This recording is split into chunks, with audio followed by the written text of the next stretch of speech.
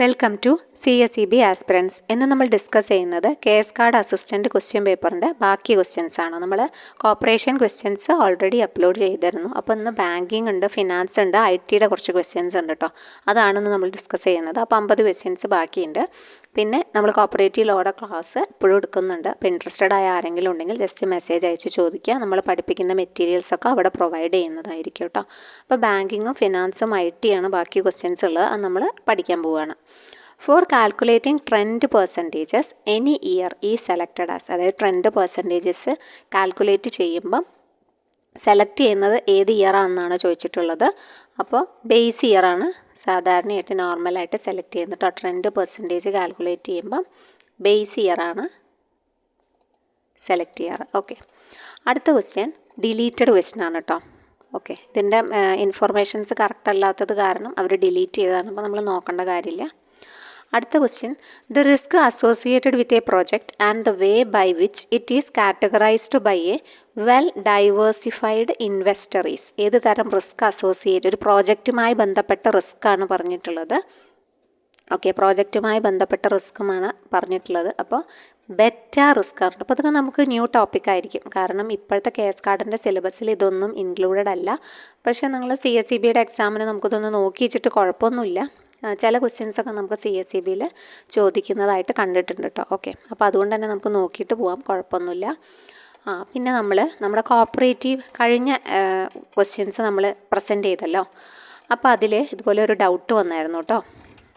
നമ്മുടെ ഡിസ്കഷനിൽ വന്നൊരു ഡൗട്ടായിരുന്നു. അപ്പോൾ നമുക്കതൊന്ന് ക്ലിയർ ചെയ്ത് പോകാം കേട്ടോ. ഓക്കെ, അപ്പോൾ അത് ഏത് ക്വസ്റ്റ്യനായിരുന്നു എന്ന് വെച്ച് കഴിഞ്ഞാൽ നമ്മുടെ റെപ്രസെൻറ്റേറ്റീവ് ജനറൽ ബോഡിയില്ലേ, അതുമായി ബന്ധപ്പെട്ട ക്വസ്റ്റ്യൻ ആയിരുന്നു കേട്ടോ. അപ്പോൾ നമ്മളത് ഒന്ന് ക്ലാരിഫൈ ചെയ്ത് കറക്റ്റായിട്ട് പറഞ്ഞിട്ട് പോവാം കേട്ടോ. അതായത് according to Kerala cooperative societies act 1969 maximum number of members RGBയിൽ ചോദിച്ചായിരുന്നു. അപ്പോൾ 1000ഉം 500ഉം തമ്മിലുള്ളൊരു കൺഫ്യൂഷൻ വന്നു. അപ്പോൾ 500 തന്നെയാണ്.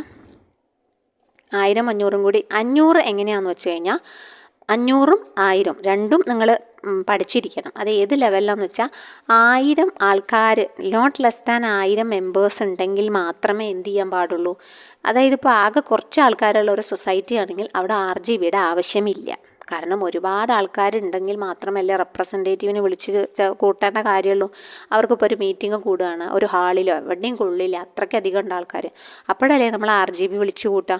അപ്പോൾ അതുകൊണ്ട് തന്നെ ആ ഒരു കൺസെപ്റ്റിലാണ് 1000 വരുന്നത് കേട്ടോ. ഇവിടെ ചോദിച്ചിട്ടുള്ളത് അതല്ല. ഇവിടെ മാക്സിമം നമ്പർ ഓഫ് മെമ്പേഴ്സാണ് ചോദിച്ചിട്ടുള്ളത്. അപ്പം എത്ര മെമ്പേഴ്സ് ആയാലാണ് RGB തുടങ്ങുക എന്നാണ് ചോദ്യമെങ്കിൽ 1000 ഉത്തരം എഴുതേണ്ടത് കേട്ടോ. ഓക്കെ, അപ്പോൾ 2 രീതിയിൽ നിങ്ങൾ പഠിച്ചിരിക്കണം. അത് 1000 എഴുതേണ്ടത്. എന്നാൽ വേറെ രീതിയിൽ നോക്കുകയാണെങ്കിൽ എങ്ങനെയാണ് 500 എന്ന് വെച്ച് കഴിഞ്ഞാൽ 50, അതായത് 2500 വരെ, 1000 എന്തായാലും ആവണമെന്ന് പറഞ്ഞു. 2500 വരെ ആണെങ്കിൽ 50 ആണ് എടുക്കുക, 50 ആളെയാണ് എടുക്കുക. ഓക്കെ, അപ്പോൾ ആ ഒരു ഇത് നിങ്ങൾ പഠിക്കണം കേട്ടോ. അത് ആ ഒരു കറക്റ്റായിട്ട് പഠിച്ചു വെക്കണം. അതായത് total number of members of any RGB shall not in any case of exceed എന്ന് പറഞ്ഞ് കൊടുത്തിട്ടുള്ളത് 50 in case the total number of members 2500 താഴെയാണെങ്കിൽ 50 ആളെയാണ് എടുക്കുക. ഓക്കെ, ഇനി 2500നും 10,000നും ഇടയിലാണ്. അപ്പോൾ ആ ബാർ ഇട്ടിട്ട് എഴുതി വെക്കണം. 2500 താഴത്തേക്കുള്ള ചിഹ്നം ഇടുമ്പോൾ 50, 2500നും 10,000നും ഇടയിലാണെങ്കിൽ 200 പേരെയാണ് എന്ത് ചെയ്യുക, ഈ ടോട്ടൽ നമ്പർ പാടുള്ളൂ. 200 പേരെ എടുക്കാൻ പാടുള്ളൂ. ഇനി ബാക്കി എല്ലാ കേസിലും, അതായത് 10,000ൻ്റെ മുകളിലേക്കാണെങ്കിൽ 500 പേരെന്നാണ് നമ്മൾ പഠിക്കേണ്ടത്. ഈ 3 ബാർ പഠിക്കണം. അതായത് ആദ്യം പറഞ്ഞത് നമ്മൾ 50 ആളെ എപ്പോഴാണ് 2500ൻ്റെ താഴെയാണെങ്കിലും, അപ്പോൾ അത് 50, 2500 കോളം ആ ഏരോ താഴോട്ടിടുക, 50 എഴുതുക. ഇനി 2500നും 10,000നും ഇടയിലാണെങ്കിൽ 200 ആളാവാം. മറ്റെല്ലാ കേസിലും 10,000ൻ്റെ മുകളിൽ മെമ്പേഴ്സ് ഉണ്ടെങ്കിൽ എന്ത് ചെയ്യാം, 500 ആൾ. അങ്ങനെയാണ് മിനിമം 50ഉം മാക്സിമം 500 കേട്ടോ. അങ്ങനെ ക്വസ്റ്റ്യൻ വന്നാൽ മിനിമം 50ഉം മാക്സിമം 500ആണ്. അപ്പോൾ നമുക്കിവിടെ 500 എന്ന് എടുക്കാം കേട്ടോ. ഓക്കെ, അത് അങ്ങനെ പഠിക്കുക. എന്നാൽ ആർക്കാണ് RGB കൂടാൻ പറ്റുക എന്ന് ചോദിച്ചു കഴിഞ്ഞാൽ, അപ്പം മിനിമം റെപ്രസെൻറ്റേഷൻ ചോദിച്ചാൽ 50 മെമ്പേഴ്സാണ് കേട്ടോ. മിനിമം റെപ്രസെൻറ്റേഷൻ ചോദിച്ചാൽ 1000 മെമ്പേഴ്സെങ്കിലും വേണം. എന്നാൽ മാത്രമേ RGB തുടങ്ങാൻ പറ്റുള്ളൂ. പിന്നെ അവരുടെ ഏരിയ ഓഫ് ഓപ്പറേഷൻ ഒന്ന് നോക്കിക്കോളൂ കേട്ടോ. ഏരിയ ചിലപ്പോൾ ചോദിക്കുകയാണെങ്കിൽ 1 or more than 1 താലൂക്കാണ് ഏരിയ ആയിട്ട് പറഞ്ഞിട്ടുള്ളത് കേട്ടോ. പിന്നെ the number of members of A society, ഇത് ഇമ്പോർട്ടൻ്റ് ആണ്. നോട്ട് ലെസ് ദാൻ 1000-ൽ കുറയാത്തത്ര ആൾക്കാർ, 1000-ൽ കൂടുതൽ ആൾക്കാരുണ്ടെങ്കിലാണ് ഈ RGB തുടങ്ങാനുള്ള പ്രൊവിഷൻ ഉള്ളൂ. ഓക്കെ. പിന്നെ ഈ റെപ്രസെൻറ്റേറ്റീവ് ജനറൽ ബോഡിയിൽ ആരൊക്കെയാണ് ഉണ്ടാവുക? Members of the committee. ആരൊക്കെയാണ് ഉണ്ടാവുക? Members of the committee of the society ഉണ്ടായിരിക്കും. പിന്നെ ഈ റെപ്രസെൻറ്റേറ്റീവ് എവിടെ? നമ്മുടെ അടുത്ത് താമസിക്കുന്ന റെപ്രസെൻറ്റേറ്റീവ് ഉണ്ടല്ലോ, അവരുണ്ടാവും കേട്ടോ. Residing in such area belonging to such class of members as babies. ആ ബൈലോയിൽ പറഞ്ഞിട്ടുള്ള പോലത്തെ ക്ലാസ് ഓഫ് മെമ്പേഴ്സ് എന്നുള്ള റിസൈഡ് ചെയ്യുന്ന റെപ്രസെൻറ്റേറ്റീവ് ഉണ്ടായിരിക്കും. അവരെയാണ്, ഈ റെപ്രസെൻറ്റേറ്റീവിനെയാണ് അവർ എലക്ട് ചെയ്യുന്നത് കേട്ടോ, ഈ ഒരു RGBയിലേക്ക് എടുക്കുന്നത്. അപ്പോൾ അത് അങ്ങനെ നോക്കി വയ്ക്കുക. അപ്പോൾ അങ്ങനത്തെ കാര്യങ്ങളാണ് ഇതിൽ പറയുന്നത്. Area or class of members specified under clause B അല്ലെങ്കിൽ sub rule 2B shall be of such that such area, each area or division shall be uniform to ensure that the number of members which a delegate in the RGB represent is more or less equal. അതായത് കൂടുതലാവാനും പാടില്ല, കുറവാവാനും പാടില്ല. അപ്പോൾ ഒരു ഡെലിഗേറ്റിന് that a delegate in the representative general body shall represent minimum of 50 members. ആ ഒരു രീതിക്കാണ് എടുക്കുന്നത് കേട്ടോ. 50 മെമ്പേഴ്സ് ഉണ്ടെങ്കിൽ അതിന് ഒരാളെ എടുക്കും. ആ ഒരു കൺസെപ്റ്റിലാണ് എടുക്കുന്നത്. അപ്പം ആ രീതിക്കാണ് അവർ ആൾക്കാരെ എടുക്കുന്നത്. അതിനനുസരിച്ചിട്ടാണ് RGB കോൺസ്റ്റിറ്റ്യൂട്ട് ചെയ്യുന്നത്. പിന്നെ the representative general body shall be constituted അല്ലെങ്കിൽ റീകോൺസ്റ്റിറ്റ്യൂട്ടഡ് 5 വർഷം കൂടുമ്പോൾ. അപ്പോൾ ഈ 1 in 5 yearsഉം ഇവിടെ ഇമ്പോർട്ടൻ്റ് ആണ്. ആ പോയിന്റ് കൂടി ഒന്ന് നോട്ട് ചെയ്തോളൂ. എന്നാലും അവരുടെ ടേം, അതും ഒരു ഒളിഞ്ഞിരിക്കുന്ന വസ്തുതയാണ്. Their term coterminous with the elected committee. അതായത് ഇപ്പോൾ എലക്റ്റഡ് കമ്മിറ്റി എന്തെങ്കിലും കാരണവശാൽ ഇറങ്ങുകയാണെന്ന് വിചാരിക്കാം. എലക്റ്റഡ് കമ്മിറ്റിയുടെ കാലാവധി കഴിയുന്നതോടുകൂടി ആരുടെ കാലാവധിയും കഴിയും? RGBയുടെ കാലാവധിയും കഴിയും. എലക്റ്റഡ് കമ്മിറ്റിയുടെ കോട്ടർമിനസ് ആയിട്ടാണ് അവർ നിൽക്കുന്നത് കേട്ടോ. അപ്പോൾ അതുകൊണ്ട് തന്നെ എലക്റ്റഡ് കമ്മിറ്റിയുടെ കാലാവധി 5 വർഷം കാലാവധി ഉണ്ട് RGB എന്നൊക്കെ പറഞ്ഞു. പക്ഷേ എലക്റ്റഡ് കമ്മിറ്റിയുടെ കാലാവധി തീരുകയാണെങ്കിൽ RGBയുടെ കാലാവധിയും അതോടുകൂടി തീരുകയാണ് കേട്ടോ. അവർക്കും അധികാരം നഷ്ടമാവുമെന്നാണ് പറഞ്ഞത് കേട്ടോ. അപ്പം ഈ ഒരു ഭാഗത്ത് ഇത്തിരി കൺഫ്യൂസിങ് തോന്നി ഞാൻ. അപ്പോൾ അത് കൺഫ്യൂസിങ് നമുക്കൊന്ന് മാറ്റാൽ വെച്ചിട്ടാണ് ഒന്നും കൂടി ഡിസ്കസ് ചെയ്തത്. നിങ്ങൾക്ക് മനസ്സിലായെന്ന് വിചാരിക്കുന്നു. ഓക്കെ, അപ്പോൾ താങ്ക് യു കേട്ടോ. അപ്പോൾ നമുക്ക് ബാക്കിയുള്ള ക്വസ്റ്റ്യൻസിലേക്ക് നോക്കാം കേട്ടോ. ബാക്കിയുള്ള ക്വസ്റ്റ്യൻസ് നമുക്ക് നോക്കാം.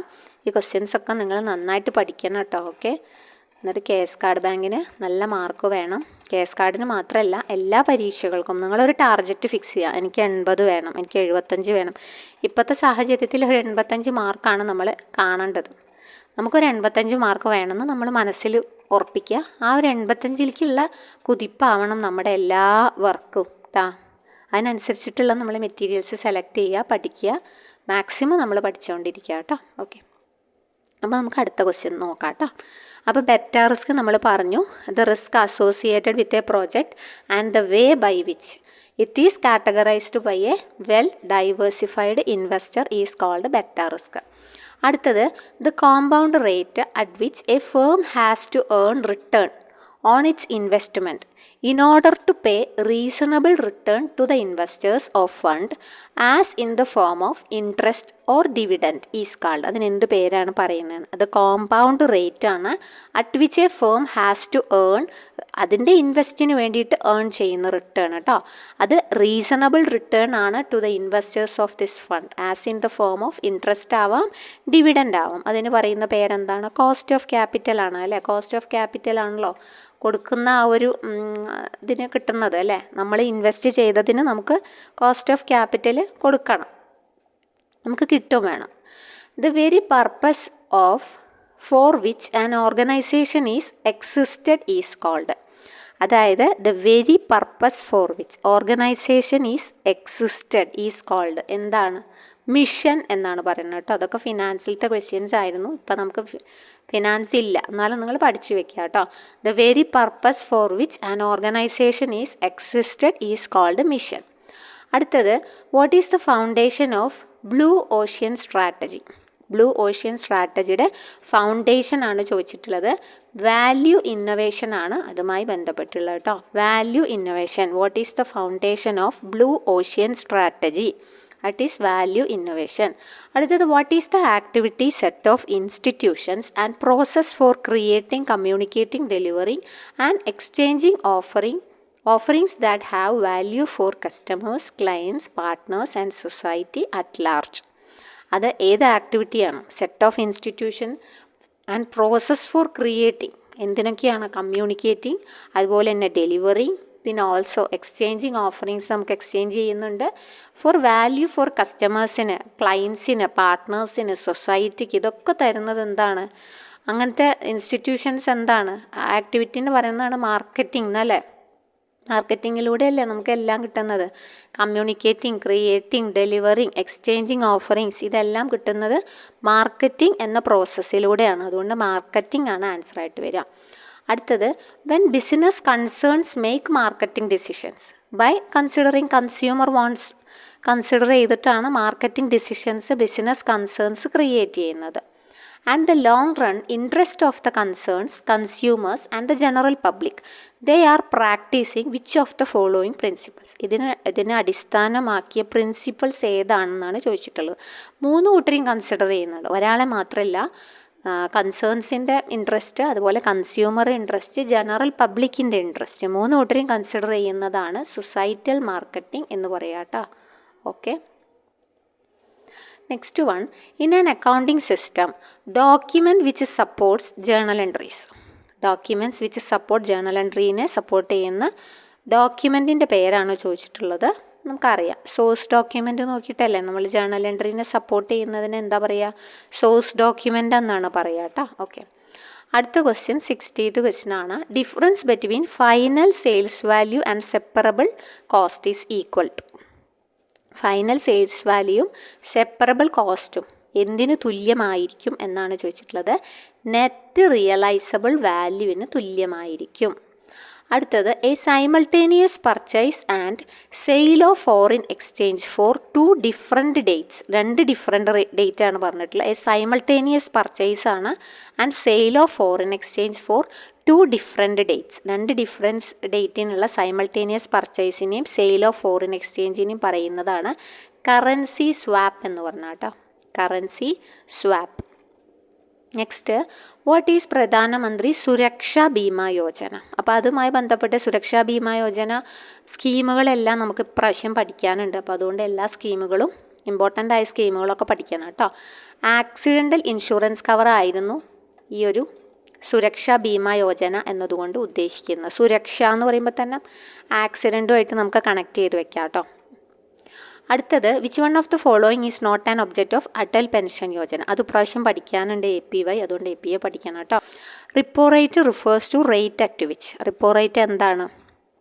Rate at which bills are discounted by RBI ആണോ? RBI borrow, short term money മാർക്കറ്റിൽ നിന്ന് ബോറോ ചെയ്യുന്നതാണോ? Banks keep the money with RBI ആണോ? The rate at which commercial bank should lend money to RBI. എന്താണ് repo rate എന്നതുകൊണ്ട് ഉദ്ദേശിക്കുന്നത്?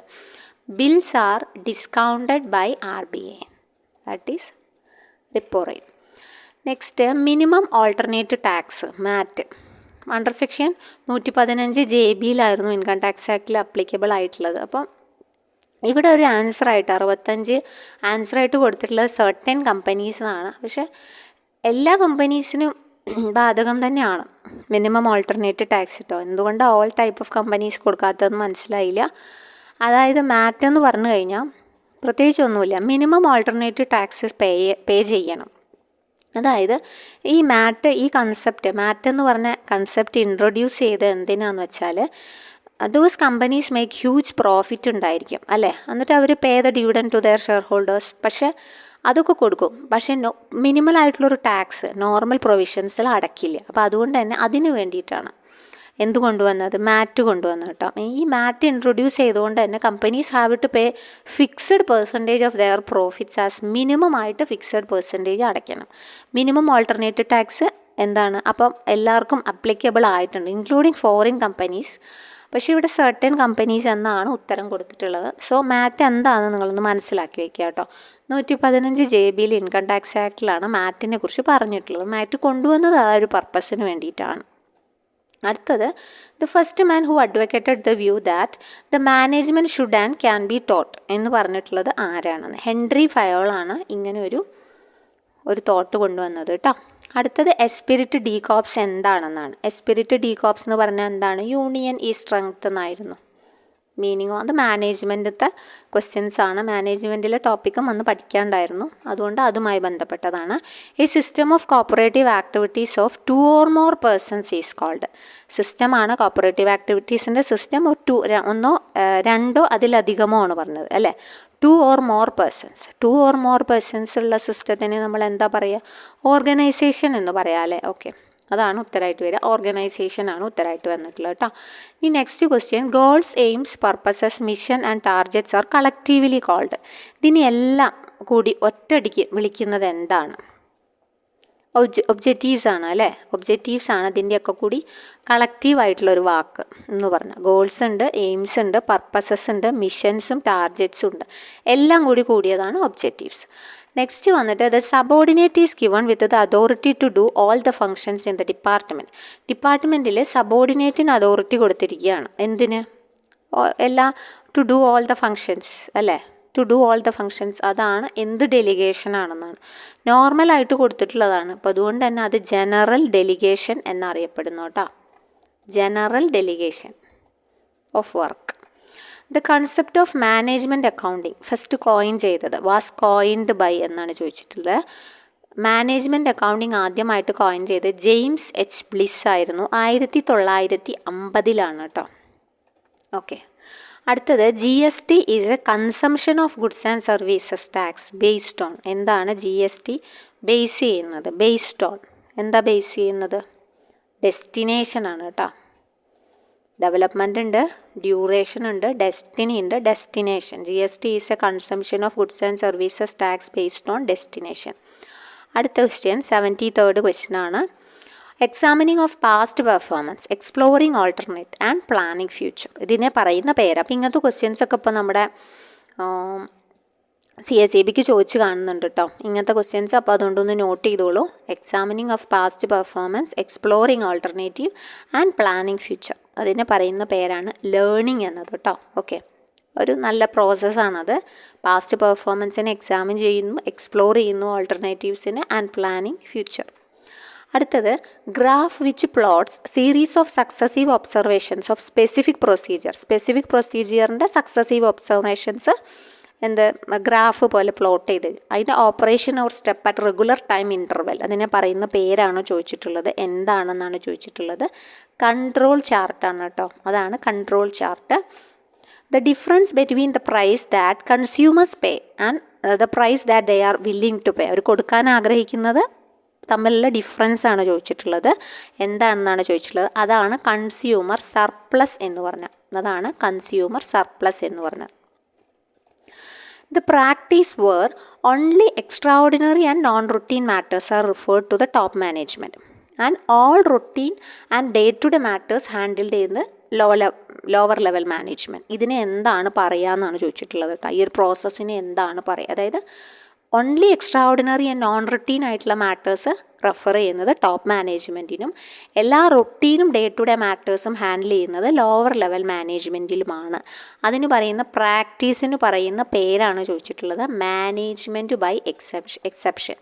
പണ്ടൊക്കെ സ്ഥിരമായിട്ട് ചോദിച്ചായിരുന്നു, ഇപ്പം അങ്ങനെ CSEBയിൽ കാണാറില്ല. പക്ഷേ ടോപ്പിക്കിൽ അന്ന് ഉണ്ടായത് കാരണമാണ് ക്വസ്റ്റ്യൻ വന്നിട്ടുള്ളത്. ഇപ്പം നമുക്കില്ല. പക്ഷേ എന്നാലും നമുക്ക് CSEB ഓറിയൻറ്റഡ് ആയിട്ട് പഠിക്കുമ്പം ഈ മാനേജ്മെൻറ്റ് എക്സെപ്ഷൻ അതുപോലെ MBO ചോദിക്കാറുണ്ട്. മാനേജ്മെൻറ്റ് ബൈ ഒബ്ജക്റ്റീവ്, മാനേജ്മെൻറ്റിൽ നിന്ന് ധാരാളം ക്വസ്റ്റ്യൻസ് വരാറുണ്ട്. അപ്പോൾ അതുകൊണ്ടൊന്ന് നോട്ട് ചെയ്ത് വെക്കാം. International capital market is also called. അറിയപ്പെടുന്ന പേരെന്താണ്? യൂറോ മാർക്കറ്റ് എന്നാണ് അറിയപ്പെടുന്നത് കേട്ടോ. International market is also called euro market. Next one, the tax that a business pays on a purchase and that it can be used to reduce its tax liability when it makes a sale is called. എന്ത് പേരിലാണ് വിളിക്കുന്നത് എന്നാണ് ചോദിച്ചിട്ടുള്ളത്?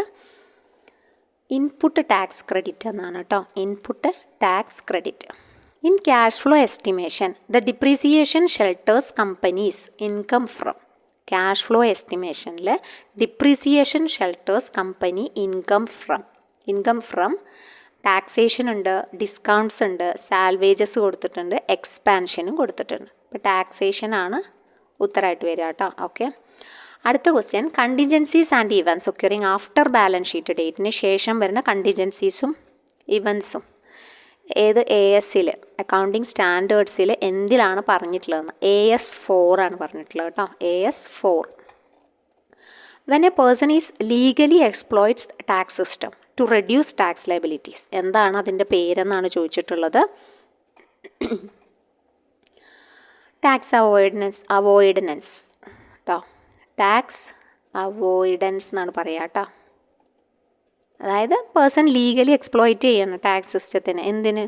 Tax liability കുറയ്ക്കാൻ വേണ്ടിയിട്ട്. Okay, the situation where the aggregate of the par value of its shares and debentures exceeds the true value of its fixed assets is called.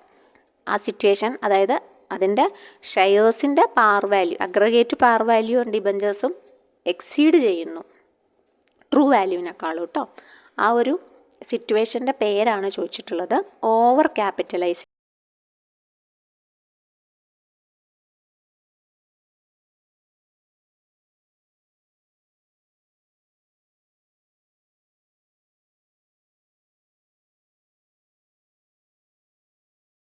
നമുക്ക് നോക്കാം.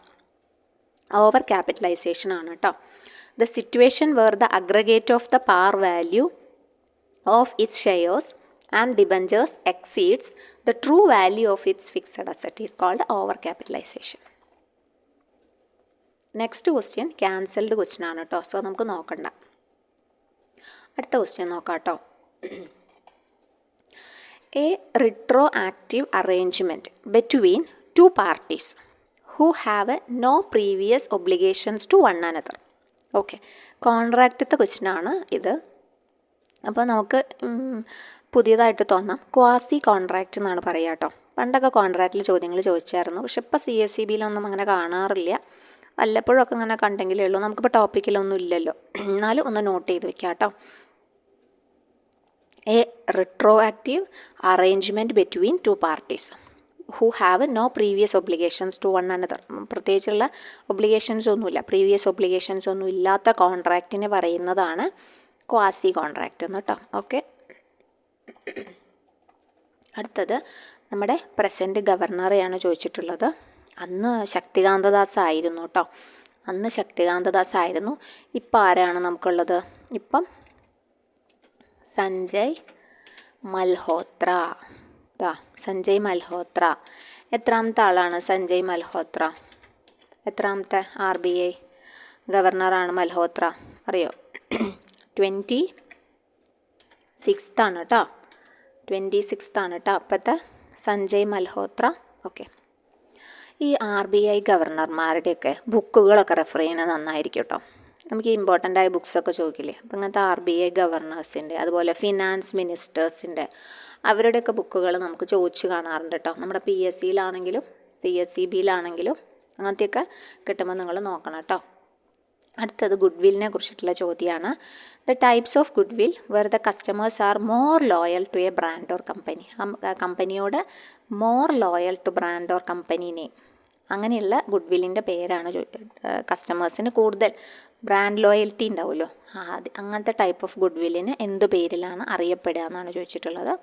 അതാണ് നമ്മുടെ ക്യാറ്റ് ഗുഡ് വിൽ എന്ന് പറഞ്ഞാൽ കേട്ടോ. ക്യാറ്റിന് ഭയങ്കര സ്നേഹമല്ലേ ഉടമയോട്? അല്ല, ഡോഗിനാണ് കൂടുതൽ പറയാറ്, എന്നാലും ക്യാറ്റിനും സ്നേഹമുണ്ട്. അപ്പോൾ നമ്മൾ ക്യാറ്റിനാണ് കൂടുതൽ സ്നേഹം എന്ന് നമ്മൾ വിചാരിക്കുക. അപ്പോൾ നമുക്ക് 4 ടൈപ്പ് ഓഫ് ഗുഡ് വില്ല് നോക്കാം. ഡോഗ് ഗുഡ് വിൽ എന്ന് പറഞ്ഞാൽ dogs are loyal and faithful, ശരിയല്ലേ? അതുകൊണ്ട് തന്നെ customers are more attached to the persons conducting the business rather than the place of the business. അവർ പ്ലേസ് ഓഫ് ദ ബിസിനസ് നോക്കിയിട്ടല്ല, പേഴ്സണെ നോക്കിയിട്ടാണ് ആ ബിസിനസ് അറ്റാച്ച് ചെയ്തിട്ടുള്ളത്. അടുത്തത് ക്യാറ്റ് ഗുഡ് വില്ലാണ്. അത് പറഞ്ഞു, customers are loyal to the ബ്രാൻഡാണ്, നോട്ട് പേഴ്സൺ. ബ്രാൻഡിനാണ് അവർ എന്ത് ചെയ്യുന്നത്? ലോയലായിട്ടുള്ളത്. The persons who conduct business don't concern them. ആരാണ് ബിസിനസ് നയിക്കുന്നത് എന്നൊന്നും. നമുക്ക് ചില ബിസിനസ്സിൽ വ്യക്തികളോട് ഇഷ്ടം തോന്നിയിട്ട് നമ്മൾ ആ പ്രോഡക്റ്റിനെ ഇഷ്ടപ്പെടില്ലേ? അത് ചിലപ്പം ആ ഒരു ആളോടുള്ള ഇഷ്ടം കൊണ്ട് നമ്മൾ ആ ബ്രാൻഡിനെ സ്നേഹിക്കാം. അത് ഡോഗ് ഗുഡ് വിൽ. മറ്റത് ആ ഒരു ബ്രാൻഡിനോട് മാത്രമാണ് നമ്മൾക്ക് ലോയാലിറ്റി ഉള്ളത്. അത് ഹൂ എവർ, ആരോ ആയിക്കോട്ടെ, അതിൻ്റെ പേഴ്സൺസ് ഹു കണ്ടക്ട് ബിസിനസ് അത് നമ്മൾ കൺസിഡർ ചെയ്യുന്നില്ല. പക്ഷേ ലോയൽ ടു ദാറ്റ് ബ്രാൻഡ്, അതാണ് ക്യാറ്റ് ഗുഡ് വിൽ. ഇനി റാറ്റിൻ്റെ കേസ് എടുക്കുകയാണെങ്കിൽ customers are not attached to a person അല്ലെങ്കിൽ പ്ലേസ്, ഒന്നിലും അറ്റാച്ച്ഡ് അല്ല, കാഷ്വൽ ഇൻ ദെയർ ബിഹേവിയർ, അതാണ് റാറ്റ് അല്ലെങ്കിൽ ഫ്യൂഗിറ്റീവ് എന്ന് പറയുക. റാബിറ്റ് എന്ന് പറഞ്ഞാൽ customers will buy the product, അത് ആക്സെപ്റ്റബിൾ റേഡിയസിൽ എവിടെയാണോ അവൈലബിൾ ആയിട്ടുള്ളത് അപ്പോൾ വാങ്ങിക്കുന്നത്. They are more concerned about the അടുത്ത് കിട്ടണതാണ് അവർ നോക്കുന്നത്, നോട്ട് ബ്രാൻഡ്, നോട്ട് പേഴ്സൺ, ഒന്നും വേണ്ട, അടുത്ത് ഏതാ നല്ലത് കിട്ടണം അത് വാങ്ങിക്കുന്നു. അതാണ് റാബിറ്റ് ഗുഡ് വിൽ കേട്ടോ. ജസ്റ്റ് പറഞ്ഞു എന്നേ ഉള്ളൂ. അടുത്ത ക്വസ്റ്റ്യൻ നോക്കാം കേട്ടോ. A primary market offer to existing share ഹോൾഡേഴ്സിന്, അതായത് എക്സിസ്റ്റിംഗ് ഷെയർ ഹോൾഡേഴ്സിന് to buy additional shares of the company on pro rata ബേസിസിൽ ഒരു സ്പെസിഫൈഡ് ഡേറ്റിൽ ഡിസ്കൗണ്ട് പ്രൈസിന് കൊടുക്കുകയാണ്. അതായത് കറണ്ട് മാർക്കറ്റ് പ്രൈസ് വേറെ ആയിരിക്കും, പക്ഷേ എക്സിസ്റ്റിംഗ് ഷെയർ ഹോൾഡേഴ്സിന് ഒരു ഫേവർ പോലെ കൊടുക്കുന്നതിന് എന്ത് ടൈപ്പാണെന്ന് പറയുക, എന്ത് ഷെയർ എന്നാണ് പറയുക. അപ്പോൾ അത് നമുക്ക് അക്കൗണ്ടൻസിയിലൊക്കെ ചോദിച്ച് കാണാറുള്ളതാണ് കേട്ടോ. നല്ലൊരു ക്വസ്റ്റ്യനാണ്, അപ്പോൾ അതൊന്ന് നോട്ട് ചെയ്ത് വെച്ചോളൂ, ഉപകാരപ്പെടും. റൈറ്റ് ഷെയർ എന്നാണ് അതിനെ പറയുക കേട്ടോ. അതായത് അവർക്ക് ഒത്തിരി എക്സിസ്റ്റിംഗ് ഷെയർ ഹോൾഡേഴ്സിന് അഡീഷണൽ ഷെയർസ് വാങ്ങിക്കാൻ വേണ്ടിയിട്ട് അവർക്കൊരു പ്രോറാറ്റ ബേസിസിൽ ഡിസ്കൗണ്ടഡ് പ്രൈസിൽ അവർക്ക് കൊടുക്കുകയാണ്. കറണ്ട് മാർക്കറ്റിൽ വേറെ ആയിരിക്കും, കറണ്ട് മാർക്കറ്റിൽ 100 ആണെങ്കിൽ ഇവർക്ക് 95 കൊടുക്കും. ഓക്കെ. അടുത്തത് that portion of subscribed capital which remains uncalled ആയി കിടക്കുന്നു except in case of winding up or at the time of liquidation is called. ആ സമയത്ത് ഒഴികെയാണ് കേട്ടോ, ആ സമയത്തല്ല, അത് ഒഴികെയുള്ള സമയങ്ങളിൽ ആ സബ്സ്ക്രൈബ്ഡ് ക്യാപിറ്റലിന് പറയുന്ന പേരാണ് ചോദിച്ചിട്ടുള്ളത്. റിസർവ് ക്യാപിറ്റൽ എന്നാണ് പറയുക കേട്ടോ. Okay. That portion of subscribed capital which remains uncalled, അതാണ് ശരിക്കും പറഞ്ഞാൽ question. Except in case of winding up and at the time of liquidation എന്ന് കൂടുതൽ കൊടുത്തിട്ടുണ്ട് നമ്മളെ കൺഫ്യൂസ് ആക്കിപ്പിക്കാൻ. എന്തായാലും റിസർവ് ക്യാപിറ്റൽ എന്നാണ് ഉത്തരം. അടുത്തത് വന്നിട്ടുള്ളത് the minimum number of shares a person must own as provided in the company in order to quality to become a director of the company is called. അപ്പോൾ ഡയറക്ടർക്ക് കൊടുക്കുന്ന ഷെയറിൻ്റെ കാര്യമാണ് പറയുന്നത്. ക്വാളിഫിക്കേഷൻ ഷെയർ എന്നാണ് പറയുക കേട്ടോ. The minimum number of shares a person must own, company provide ചെയ്യുന്നത് in order of quality to become a director ആവാനുള്ളത്, അതാണ് ക്വാളിഫിക്കേഷൻ ഷെയർ കേട്ടോ. അടുത്തത് what is the excess of net asset over consideration paid. Excess of net asset over consideration paid, അതിന് എന്തു പേരിലാണ് അറിയപ്പെടുന്നത്? അതാണ് ക്യാപിറ്റൽ റിസർവ് എന്നറിയപ്പെടുന്നത് കേട്ടോ. Okay. What is the excess of net assets over consideration is paid, capital reserve. അടുത്തത് name the application of ICT, അതായത് ഇനി IT-യുടെ 10 ക്വസ്റ്റ്യനാണുള്ളത് കേട്ടോ. Name the application of ICT for delivering government services to citizens in a convenient efficient and transparent manner. The objective is to ensure that the services of the government reach the public promptly and effectively കിട്ടുന്നുണ്ടോ എന്ന് നോക്കുന്ന ആ ഒരു ആപ്ലിക്കേഷൻ്റെ പേര്. അന്ന് ICT government services സിറ്റിസൺസിന് കൊടുക്കുന്ന ആപ്ലിക്കേഷൻ്റെ പേരാണ് ചോദിച്ചിട്ടുള്ളത്. ഗവേണൻസ് ആയിരുന്നു.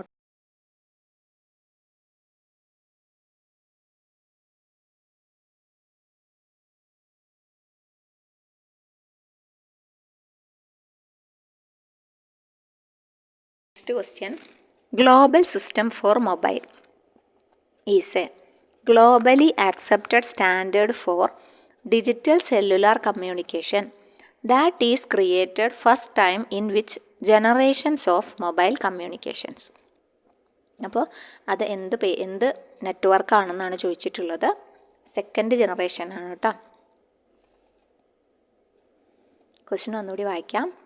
ഗ്ലോബൽ സിസ്റ്റം ഫോർ മൊബൈൽ ഒരു ഗ്ലോബലി ആക്സെപ്റ്റഡ് സ്റ്റാൻഡേർഡാണ് ഡിജിറ്റൽ സെല്ലുലാർ കമ്മ്യൂണിക്കേഷൻ. നമ്മുടെ മൊബൈൽ കമ്മ്യൂണിക്കേഷൻ തന്നെ ഫസ്റ്റ് ടൈം ക്രിയേറ്റ് ചെയ്തത് ഏത് ജനറേഷനിലാണ്? മൊബൈൽ കമ്മ്യൂണിക്കേഷൻ ജനറേഷൻ സെക്കൻഡ് ജനറേഷനിൽ തൊട്ടാണ് സ്റ്റാർട്ട് ചെയ്തത് കേട്ടോ.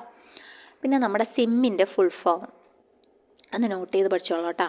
സിമ്മിൻ്റെ ഫുൾ ഫോം എന്താണെന്ന് 3ഉം 4ഉം കറക്റ്റാണ്. അപ്പോൾ ഉത്തരമായിട്ട് വരുന്നത് ഈ സബ്സ്ക്രൈബർ ഐഡൻറ്റിഫിക്കേഷൻ മൊഡ്യൂൾ എന്ന് പറഞ്ഞതും ശരിയാണ്. സബ്സ്ക്രൈബർ ഐഡൻറ്റിറ്റി മൊഡ്യൂൾ എന്ന് പറഞ്ഞതും ശരിയാണ്. അപ്പം ഐഡൻറ്റിഫിക്കേഷൻ എന്ന് വന്നാലും ശരിയാണ്, ഐഡൻറ്റിറ്റി എന്ന് പറഞ്ഞാൽ അപ്പോൾ ഇത് രണ്ടും ശരിയാണ്. അപ്പോൾ അതുകൊണ്ട് തന്നെ ബോത്ത് 3 and 4 ആണ് കറക്റ്റ് കേട്ടോ.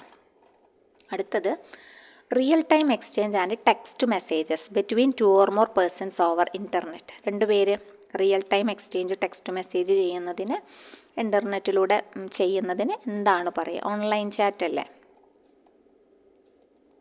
അടുത്തത് ഇൻഫോർമേഷൻ ടെക്നോളജി ആക്ട് എന്നാണ് അമെൻഡ് ചെയ്തിട്ടുള്ളത്? അമെൻഡ് ചെയ്ത വർഷം എന്നാ? 2008 ഇൻഫോർമേഷൻ ടെക്നോളജി 2000 അമെൻഡ് ചെയ്ത് 2008 കുറച്ച് പ്രൊവിഷൻസൊക്കെ ആഡ് ചെയ്തു. പിന്നെ ചോദിച്ചിട്ടുള്ള സെക്ഷൻ 66E എന്താണെന്ന് കേട്ടോ. IT ആക്ടിൻ്റെ 2000 66E എന്താണ്? വയലേഷൻ ഓഫ് പ്രൈവസി ആണ് 66E വരുന്നത് കേട്ടോ.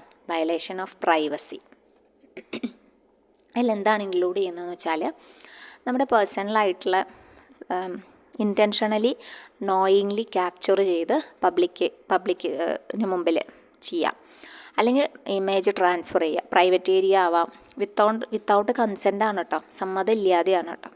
അപ്പോൾ അതുകൊണ്ട് അത് ശരിക്കും നമ്മുടെ വയലേഷൻ ഓഫ് പ്രൈവസി ആണല്ലോ. അതുകൊണ്ട് അതിന് 3 years ഇംപ്രിസൺമെൻ്റ് ഉണ്ട്, പണിഷ്മെൻ്റ് ഉണ്ട്, അല്ലെങ്കിൽ 2 ലക്ഷം രൂപയാണ് ഫൈന്, അല്ലെങ്കിൽ ബോത്ത് രണ്ടും ആവാട്ടോ. ഓറാണ് up to 3 years fine 2 lakh or ബോത്തും, അല്ലെങ്കിൽ ചിലപ്പോൾ രണ്ടും, അത് ആ കേസിന് അനുസരിച്ചിരിക്കും. അടുത്തത് ദ കമ്പൽസീവ് ഡിസയർ, കമ്പൽസീവ് ആയിട്ടുള്ള ആഗ്രഹം or excessive enthusiasm to check or accumulated news and informations, ഇങ്ങനെ നോക്കാനുള്ള ത്വര, അതായത് മൊബൈൽ താഴത്ത് വയ്ക്കാൻ പറ്റണില്ല, അതാണ് സംഭവം. ടൈപ്പിക്കലി മൊബൈൽ ഫോൺ ആവാം, അല്ലെങ്കിൽ കമ്പ്യൂട്ടർ ആവാം. കോൺസ്റ്റൻ്റ്ലി ഇമെയിൽസ് ചെക്ക് ചെയ്യുക, സോഷ്യൽ നെറ്റ്വർക്കിംഗ് സൈറ്റിൽ കയറിയിട്ട് പരതുക, ഓൺലൈൻ ന്യൂസ് നോക്കുക. ഇപ്പം ഒരുവിധം എല്ലാവർക്കും ഉള്ള സിംറ്റംസ് ആണ് അല്ലേ, അതാണ് നമ്മുടെ ഇൻഫോമാനിയ. അപ്പോൾ നമ്മളിൽ പലർക്കും ഈ ഇൻഫോമാനിയ ഉണ്ടായിരിക്കും, ശരിയല്ലേ.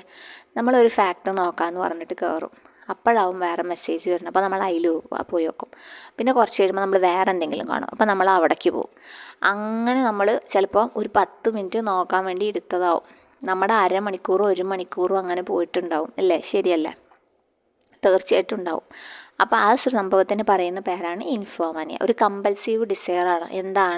ഏത് മെസ്സേജാണ് വന്നത്, മെസ്സേജിൻ്റെ സൗണ്ട് കേട്ട് കഴിഞ്ഞാൽ അത് നോക്കാനുള്ള ഒരു എക്സസീവ് എന്തൂസിയാസം, അതാണ് ഇൻഫോമാനിയ എന്ന് പറഞ്ഞാൽ കേട്ടോ.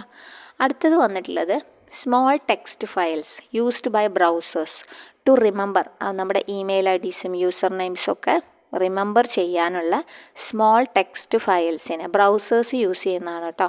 അതിൻ്റെ പേരാണ് കുക്കീസ്. ഇതിൻ്റെ പേരെന്താണ്? കുക്കീസ്. അപ്പോൾ IT നന്നായി നോക്കണം. JCയുടെ സിലബസിൽ ITക്ക് 10 മാർക്ക് ഉണ്ട് കേട്ടോ. അടുത്തത് an application software for accessing world wide web, നമ്മുടെ നെറ്റ് www കിട്ടാനുള്ള സോഫ്റ്റ്വെയർ, ആപ്ലിക്കേഷൻ സോഫ്റ്റ്വെയർ എന്തൊക്കെയാണ്? It is used to navigate through web പേജസിലൂടെ നമ്മുടെ ഇതിലേക്ക് പോകാനുള്ള കണക്ടിവിറ്റി, അതിനെ എന്ത് പേരിലാണ് അറിയപ്പെടുന്നത് എന്നാണ് ചോദിച്ചിട്ടുള്ളത്. അതിനാണ് വെബ് ബ്രൗസർ എന്നാണ് പറയുക കേട്ടോ. ബ്രൗസറുകൾ ഏതൊക്കെയാണ്? നമ്മുടെ ഗൂഗിൾ ക്രോം, ആപ്പിൾ സഫാരി ഉണ്ട്, ആപ്പിളിൻ്റെയാണ് സഫാരി, മൈക്രോസോഫ്റ്റിൻ്റെ എഡ്ജ് ഉണ്ട്, മോസില്ല ഫയർഫോക്സ് ഉണ്ട്, അങ്ങനെ കുറേ സംഭവമുണ്ട്. ഓപ്പറ ഉണ്ട്, ബ്രേവ് ഉണ്ട്, വിവാൽഡി ഉണ്ട്. അപ്പോൾ അതൊക്കെ നോക്കി വെക്കണം. ചിലപ്പം ബ്രേവ് ഏത് തരമാണെന്ന് വെച്ചാൽ വെബ് ബ്രൗസറാണ്, ഓപ്പറ ഏത് തരമാണെന്ന് വെച്ചാൽ വെബ് ബ്രൗസറാണ്, മോസില്ല ഫയർഫോക്സ് വെബ് ബ്രൗസറാണ്. അപ്പോൾ അങ്ങനെ നോക്കി വെക്കണം. സെർച്ച് എഞ്ചിൻ തരും, പലതും തരും. അപ്പോൾ അതിൽ നമ്മൾ വെബ് ബ്രൗസർ ഏതാണ്, സെർച്ച് എഞ്ചിൻ എന്താണ്, ഒക്കെ വേറെ മനസ്സിലാക്കി വെക്കണം കേട്ടോ. അടുത്തത് ചാലഞ്ച് റെസ്പോൺസ് ടെസ്റ്റാണ് ഇൻ ദ ഫോം ഓഫ് ഒരു ഇമേജിൻ്റെ രൂപത്തിൽ. അതൊരു ഡിസോർട്ടഡ് ടെക്സ്റ്റ്. യൂസർക്ക് must enter that to determine whether the user human ആണോ റോബോട്ടാണോ ഓട്ടോമാറ്റഡ് ബോട്ടാണോ എന്ന് മനസ്സിലാക്കാൻ വേണ്ടിയിട്ട് നമുക്ക് തരില്ലേ. അതിന് എന്താ പറയുക? അതിന് നമ്മൾ വിളിക്കുന്നത് ക്യാപ്ച ഇമേജ് അല്ലേ. ആ ഇമേജ് നമ്മൾ കൊടുക്കുമ്പോൾ നമ്മൾ ഹ്യൂമൺ ആണെന്ന് അറിയാൻ വേണ്ടിയിട്ട്. അപ്പോൾ ഇതാണ് 100 ക്വസ്റ്റ്യൻ കേട്ടോ. അപ്പോൾ ഈ 100 ക്വസ്റ്റ്യൻ നമ്മൾ എന്ത് ചെയ്തു? സക്സസ്ഫുള്ളായിട്ട് നമ്മൾ പ്രസൻറ്റ് ചെയ്തു. അപ്പോൾ ഇത്രയും നേരം ക്ഷമയോടുകൂടി കണ്ട എല്ലാ കൂട്ടുകാർക്കും ഒരുപാട് നന്ദി കേട്ടോ. അപ്പോൾ നമുക്ക് അടുത്ത വീഡിയോയിൽ കാണാം. താങ്ക്